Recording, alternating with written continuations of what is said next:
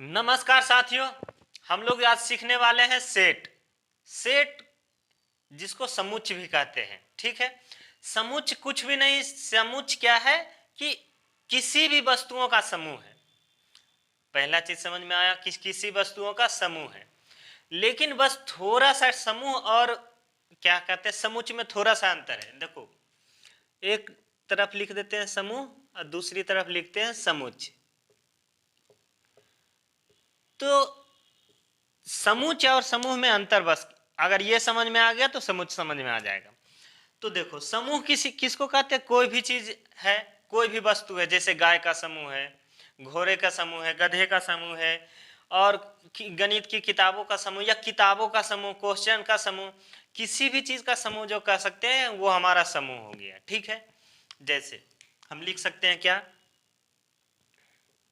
गणित की किताबों का समूह, किताबों का समूह। इसी तरह से हम लिख सकते हैं जानवरों का समूह, ठीक है। इस तरह से बहुत सारे एग्जाम्पल लिख सकते हैं जो हम लिख सकते हैं, या ऐसे लिख सकते हैं,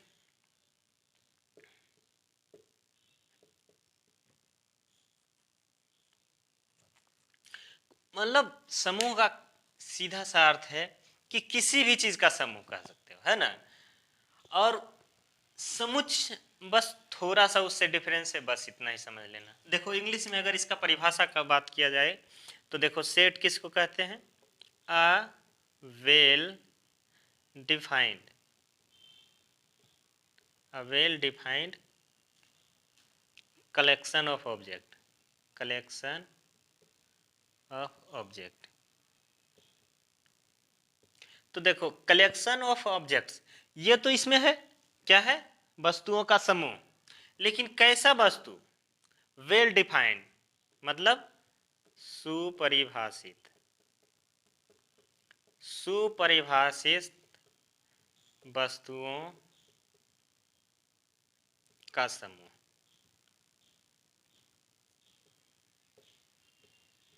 सुपरिभाषित वस्तुओं का समूह। तो सुपरिभाषित वस्तु मतलब ऐसा वस्तु या कोई भी चीज जिसका हम डिफाइन कर सकते हैं। जैसे अगर हम ये कहें कि सबसे, ये कह सकते हैं कि ऐसे सोचो, भारत के प्रधानमंत्री का समूह क्या? भारत के प्रधानमंत्री, प्रधानमंत्री, भारत के प्रधानमंत्री का समूह अगर ये बोला जाए तो क्या ये परिभाषित है? सोच के बताओ। देखो, सोचो इस तरह से कि हम उसको डिफाइन कर पाए, है ना। मतलब अगर कोई बोलेगा भारत का प्रधानमंत्री बताओ, तो कोई भी ये जान सकता है ना, भारत का जितना भी प्रधानमंत्री आज तक हुआ है सबके बारे में सब जानता है। लेकिन अगर कोई बोलेगा कि मान लो अपने ये स्कूल है ना, इसके अंदर 9 विद्यार्थी है, ठीक है। अपने स्कूल में 9 विद्यार्थी है एक क्लास पे, ठीक है। इसी तरह से 10 क्लास है, क्या है? 10 क्लास, 10 ठो क्लास है। अब इसमें से हमको ये पूछना है, ये जानना है कि 10 क्लास में से लड़कों का समूह क्या? लड़कों का समूह। तो लड़का डिफाइन है, लड़का किसको कहेंगे? क्लियर बात है। तो लड़कों का समूह आसानी से समझ सकते हैं, लड़कियों का समूह समझ सकते हैं। लेकिन ऐसा चीज बोला जाए कि तेज विद्यार्थियों का समूह, तो तेज विद्यार्थी किसको कहेंगे? तेज तो कोई डिफाइनेशन है नहीं कि तेज किसको कहेंगे, है ना। तो तेज कोई डिफाइन नहीं कि तेज किसको कहेंगे, है ना। ऐसा, हाँ, ये बोल सकते हैं 10th पास विद्यार्थियों का समूह। मान लो अगर डिफिनेशन ये है कि मान लो तेज हम उसको कहेंगे जो कि 10th पास कर गया हो, तो 10th पास विद्यार्थियों का समूह कह सकते हैं, क्योंकि 10th पास करने के बाद हमको एक सर्टिफिकेट दिया जाएगा, ठीक है, जिसमें लिखा रहेगा कि हम लोग 10th पास कर चुके हैं। तो जो 10th पास बच्चों का समूह है वो हो जाएगा हमारा वेल डिफाइन। लेकिन अगर कहेगा कमजोर विद्यार्थी का समूह, तेज विद्यार्थी का समूह, तो ये तो कोई डिफाइन है नहीं, क्योंकि तेज का कोई लिमिटेशन नहीं ना। देखो, चलो, तेज किसको कहेंगे? इसको इस तरह से मान लो कि कोई अच्छा मतलब कोई सवाल है, एक सवाल, चलो एक सवाल ले लेते हैं, एक सवाल है वो 10 सेकेंड में सॉल्व कर रहा है ना, मतलब या 10 मिनट ले लो, चलो 10 मिनट में कोई एक सवाल है जिसको 10 मिनट में सॉल्व कर रहा है, तो इसको हम लोग अभी तेज कर रहे हैं। अगर कोई इसी को 5 मिनट में कर देगा तो इससे ज़्यादा वो तेज हो जाएगा। तो तेज का हम कोई डिफिनेशन नहीं है हमारे पास कि किसको तेज कहेंगे, है ना। ऐसा थोड़ा है कि 10 मिनट में कर रहा है उसको तेज कर देंगे, नहीं। अगली बार अगर कोई 20 मिनट में कर देगा तो उसको कमज़ोर कह देंगे। ऐसा कोई रूल नहीं है कि किसको हम तेज कहेंगे, है ना। तो इस तरह से हम लोग को समझना पड़ेगा। जैसे और भी देखो, जैसे ऐसे कर सकते हैं। देखो अगर कहा जाए भारी किताबों का समूह, अब सोच के देखो कि भारी किताब किसको कहेंगे। भारी कोई डिफाइन तो है नहीं कि इसको भारी कहेंगे। मान लो ऐसे बोलता है 5 kg से ज़्यादा वजन वाले किताबों का समूह, ये कोई लॉजिक है ना। 5 kg हम समझ सकते हैं, लेकिन भारी क्या होता है। आज को 5 kg को भारी कर सकेंगे, अगर बहुत बड़ा हम लोग हो गए तो 10 kg भारी हो जाएगा। एक बच्चे के लिए जो है 2 kg भी बहुत ज़्यादा वजन होता है ना, 2 kg उसके लिए भारी किताब है। लेकिन हम लोग अगर बड़े हो गए तो हमारे लिए 10 kg भारी हो गया, है ना। तो ये डिफाइन नहीं कर सकता भारी किताबों का समूह, ये कोई मतलब ही नहीं। या कह सकते हो हल्का किताबों का समूह, या ऐसे भी कह सकते हो हम लोग। देखो बस कहने का इतना सा अर्थ है कि जिसको हम समझ सकते हैं, जिसका माप दिया हुआ है ना। जैसे अगर कह दे कि ऐसे गाढ़ा, गाढ़ा समझते हो आप लोग, गाढ़ा छोड़, पतला तो समझ रहे हो, पतला ये भी नहीं, छोड़, कुछ अच्छा सा ले ले, ऐसे ले, मोटी लड़कियों का समूह। देखो मोटी कोई अब सोच के देखो मोटी किसको कहेंगे, मोटी किसको कहेंगे। ऐसा थोड़े है कि कोई साइज स्पेसिफिक देता है ना। मान लो अगर किसी का 56 इंची सीना है तो वो मोटा है ना, 56 इंची मोड़ दीजिए। तो अगर किसी का सीना अगर 56 इंची का है तो मोटी कहेंगे, अगर उससे कम है तो पतली कहेंगे। ऐसा कुछ डिफिनेशन तो है नहीं। मोटी किसको कहेंगे, कोई लॉजिक नहीं है। किसी को भी क्लास में जो सबसे ज़्यादा मोटा होगा उसको मोटी कह देंगे, है ना। तो यहाँ पे कुछ डिफाइन नहीं किया गया कि मोटी किसको कहेंगे, और भी ऐसे कह सकते हो, है ना। तो इस तरह से जितना भी सुपरिभाषित होगा उसी को कहेंगे। अब देखो ये सारा चीज जो बता रहे हैं अभी तक, ऐसी चीज बताएं जो कि परिभाषित नहीं है। अब परिभाषित की बात है। अच्छे जितना भी बता रहे हो सब तो बिना परिभाषित वाला। तो परिभाषित क्या है, देखो अगर हम लोग कहें इंग्लिश के अल्फाबेट की, इंग्लिश के अल्फाबेट के अक्षरों का समूह। चलो जी, अगर इस तरह से लिखा जाए तो इंग्लिश के अल्फाबेट कितना है, 26, उसका समूह। ये परिभाषित है कि इसको हम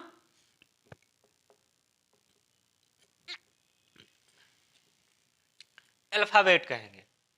क्लियर है, ये परिभाषित है कि A to Z को हम अल्फाबेट कहते हैं, है ना। तो इस तरह का होगा, या ऐसे कह सकते हैं। देखो एक सवाल और आता है जो हमारे एनसीईआरटी में भी दे रखा है, चलो ये सब हटा देते हैं।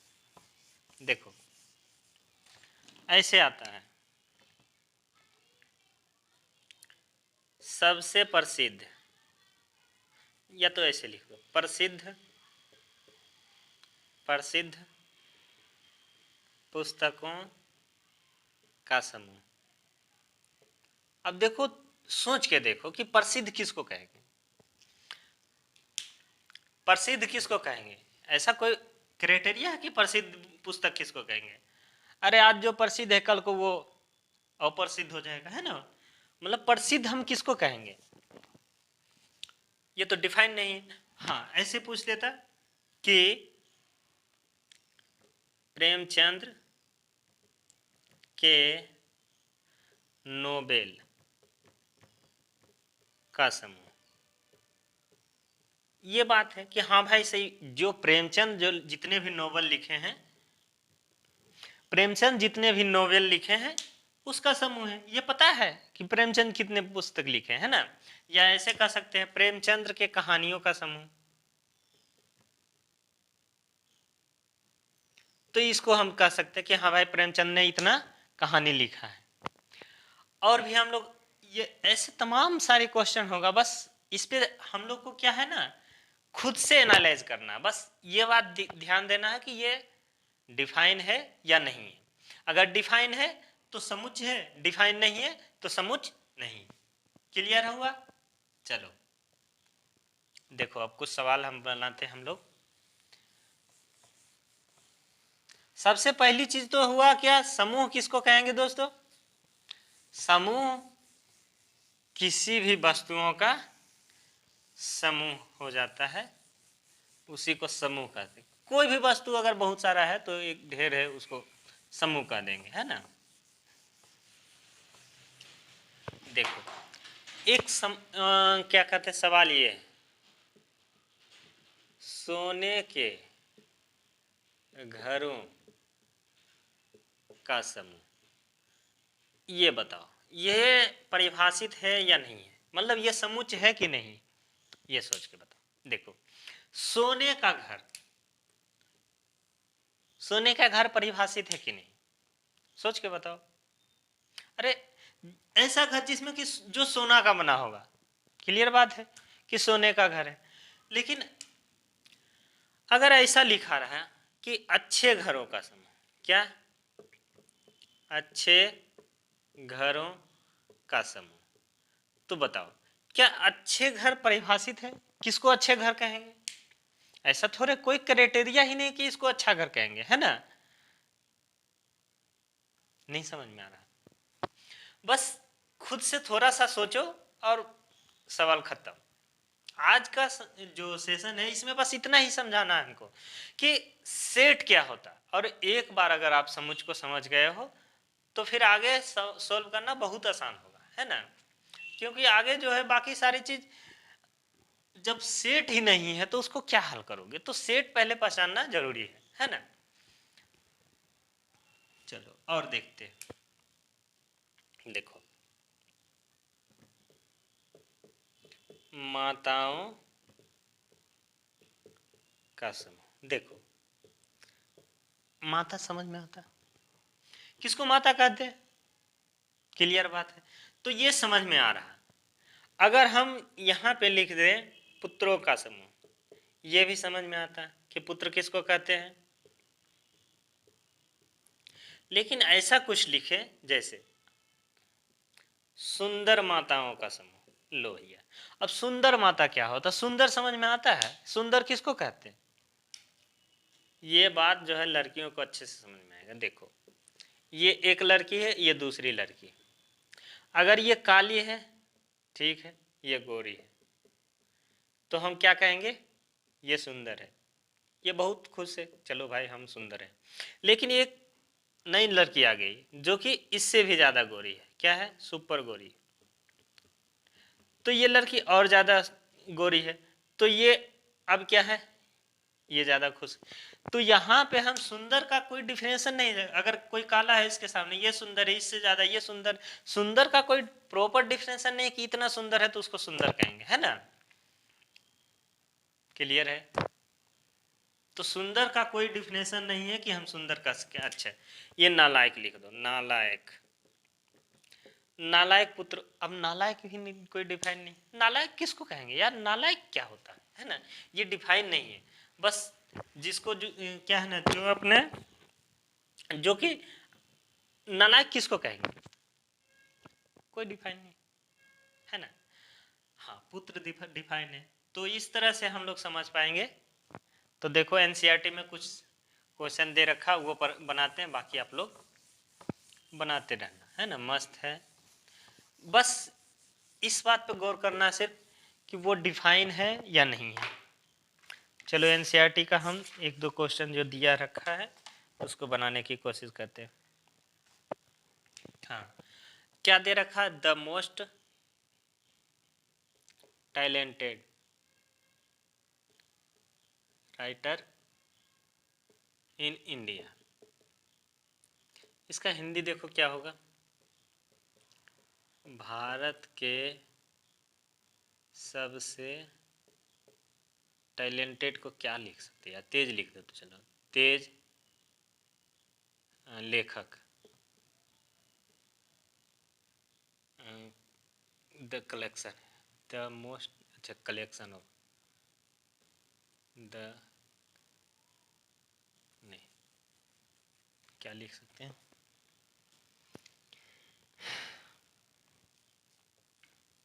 द कलेक्शन ऑफ, भारत के लेखकों का समूह।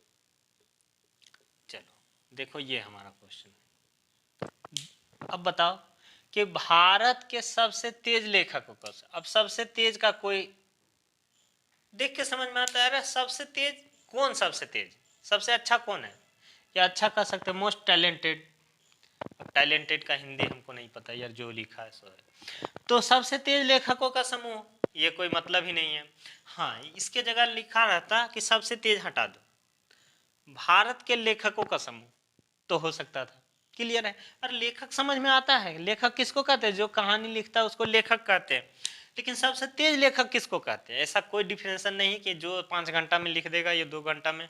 कल को अगर आज हम 5 घंटे वाले को तेज कह रहे हैं, कल अगर 2 घंटे में लिख दिया तो उसको तेज कहेंगे, परसों अगर 1 घंटे में लिख दिया तो फिर उसको तेज कहेंगे। तो तेज का कोई फिक्स नहीं है कि हाँ तेज किसको कहेंगे। ठीक है, इसी तरह से और भी एक एग्जाम्पल लिखा है, और क्वेश्चन क्या है देखो,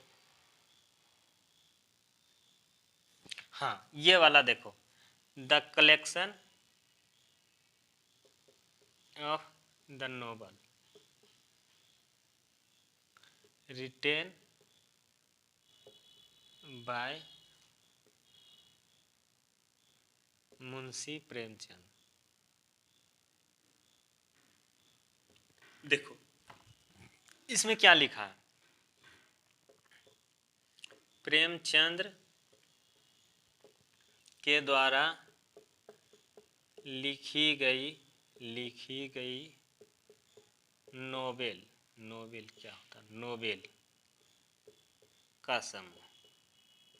देखो इसमें क्या है, प्रेमचंद्र के द्वारा लिखी गई नोबेल, इसमें है प्रेमचंद्र के द्वारा लिखी गई नोबेल। ठीक है, तो इसको हम लोग कैसे समझेंगे, ये डिफाइन है या नहीं डिफाइन है, बस ये बात ध्यान रखना है। ये समझ में आ गया तो क्वेश्चन खत्म। तो प्रेमचंद्र के द्वारा लिखी गई नोबेल डिफाइन है या नहीं है, खुद से सोच के बताओ। देखो कोई भी नोवेल किसने लिखा है ये हम आसानी से पता कर सकते हैं ना। अगर मान लो जैसे प्रेमचंद ने जितनी कहानियां लिखी, जितना भी नोवेल लिखा, उसी का समूह कर रहा, तो ये तो क्लियर है कि जो प्रेमचंद ने लिखा है नोवेल वो प्रेमचंद के द्वारा लिखी गई नोवेल है, तो ये डिफाइन है। तो अगर ये डिफाइन है तो हमारा सेट है ना, ये सेट है। क्लियर। चलो इसी तरह से और क्वेश्चन ले लेते हैं। देखो क्या क्वेश्चन है,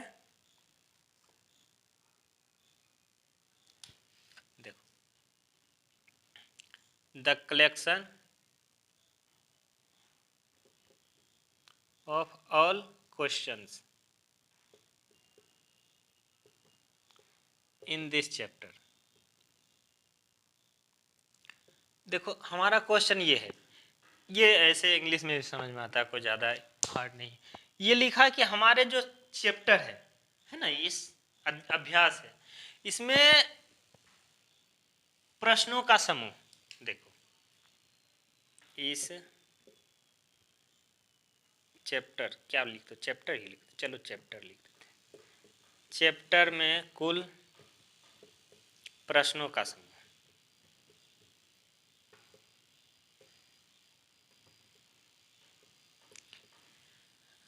प्रश्न क्या है, डिफाइन है, तो प्रश्न कुल प्रश्नों का समूह, आसानी से हम लोग डिफाइन कर सकते हैं ना। इस चैप्टर में कितना प्रश्न है गिन के बता सकते हो, तो ये हमारा सेट है। तो सेट उसी को कहेंगे जो कि डिफाइन हो। आज बस इतना ही समझाना था कि जो डिफाइन हो उसको सेट कहेंगे, जो डिफाइन ना हो वो सिर्फ समूह रह गया, है ना। जैसे घोरों का समूह, देखो घोरों का समूह, तो घोरों का समूह क्या हुआ, ये सेट है, बिल्कुल सेट है क्योंकि घोड़ा डिफाइन है। लेकिन तेज घोरों का समूह लो, अब तेज तेज घोड़ा कोई डिफाइन थोड़े है, ये डिफाइन नहीं है ना। अब इसी तरह से और आएगा खतरनाक जानवर, खतरनाक जानवरों का समूह।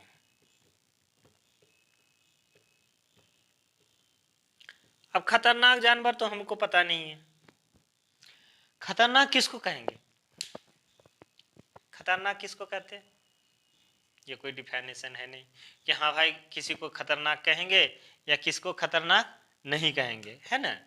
तो इसके लिए हम लोग क्या कहेंगे, ये डिफाइन नहीं है, जो डिफाइन नहीं है वो क्या हमारा सेट नहीं है, ठीक है। तेज घोड़ों का समूह सेट नहीं है, घोड़ों का समूह सेट है ना।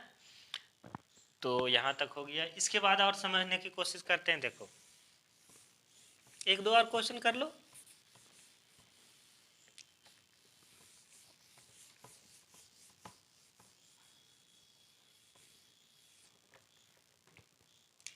देखो एक क्वेश्चन और है, द कलेक्शन, छोड़ो हिंदी में लिखते हैं,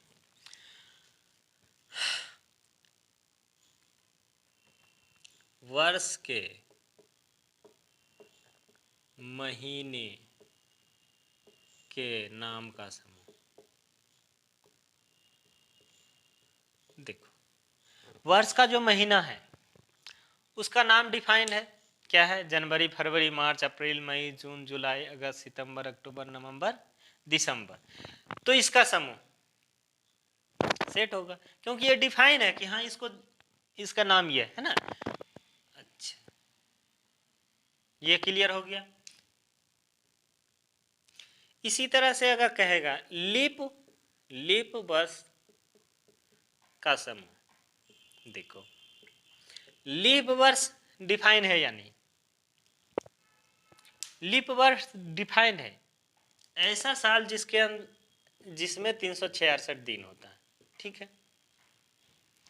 तो जिसमें ऐसा होगा वो वर्ष का समूह। जैसे देखो एक हमारा आसानी से निकाल सकते हैं, इसके लिए कोई ज्यादा मतलब वो नहीं है कि हाँ ये होना चाहिए, है ना, हम लोग आसानी से निकाल सकते हैं।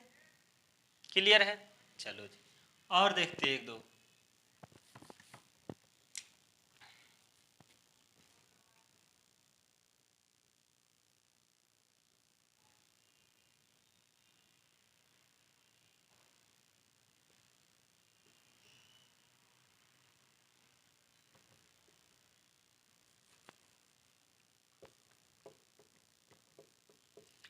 देशों का समूह, चलो ये बताओ। तो देशों का समूह, देश परिभाषित है, किसको देश कहते हैं, क्लियर है। लेकिन अगर यही बोल दे अमीर देशों का समूह, लो अमीर देशों का समूह, तो ये परिभाषित नहीं है, तो हम लोग इसको नहीं लिख सकते, ठीक है। तो अमीर देश किसको कहेंगे, कोई भी अमीर है, अमीर देशों का समूह ऐसा थोड़ा है कि हाँ इसको अमीर कहेंगे, कोई लिमिट है ना, ही ना कहाँ इससे ज्यादा होगा तो अमीर कहेंगे, तो ये नहीं। हाँ एक देखो इसमें लिख सकते हो क्या, देखो अगर बोलेगा विकसित देशों का समूह, ये भी इसका प्रॉपर्टी है विकसित, लेकिन ये डिफाइंड है। विकसित देश कितने हैं, अमेरिका, चीन, इस तरह से जो भी हो, रूस, जापान, ये सब जो है विकसित देश है, तो उसका समूह हो सकता है ना। और उसी तरह से विकासशील देश, तो वो भी जो है उसको लिख सकते हैं, विकासशील देश जैसे हमारा भारत। बाकी हम इतिहास उतना जानते नहीं इसलिए ज्यादा उस पर बात नहीं करें, बट ऐसा कर सकते हो ना, विकसित देशों का समूह ये बना सकते हो। कहीं अगर क्या है ना एग्जाम में आ जाए ऐसा कि विकसित देशों का समूह, तो ये डिफाइन है, विकसित देश डिफाइन है, विकासशील देश डिफाइन है, और विकासशील देश ये भी परिभाषित है। तो जो परिभाषित है उसका समूह हम सेट कहेंगे, ठीक है। चलो आज के लिए इतना ही रखते, एक दो क्वेश्चन दे देते, चलो बनाना है।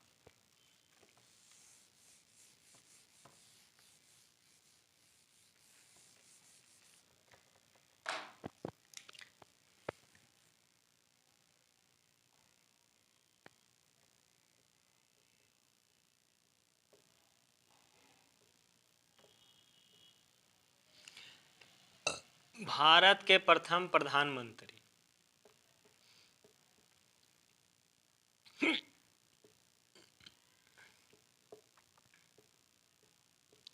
समूह, ये सेट है या नहीं, बस ये देखना है ना। दूसरा,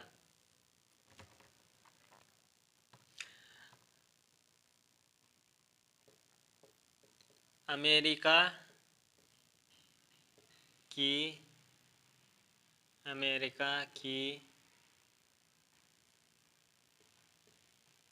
राजधानी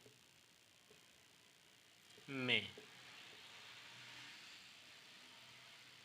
अमेरिका की राजधानी में स्थित व्यक्तियों का समूह।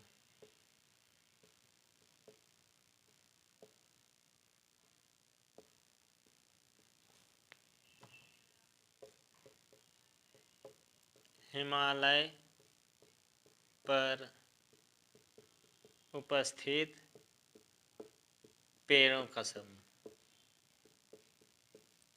ठीक है, और देखते हैं।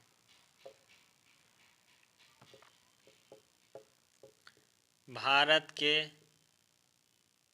सभी राज्यों का समूह।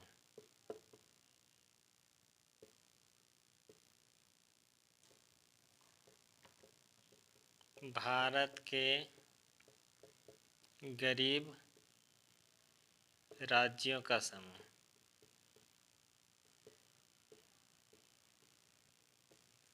चलो, ये सारा जो है, बस इसमें ये करना है चेक कि ये सेट है या नहीं। क्लियर है? तो आज के लिए इतना ही, फिर मिलते हैं अगले वीडियो में। तब तक के लिए जय हिंद,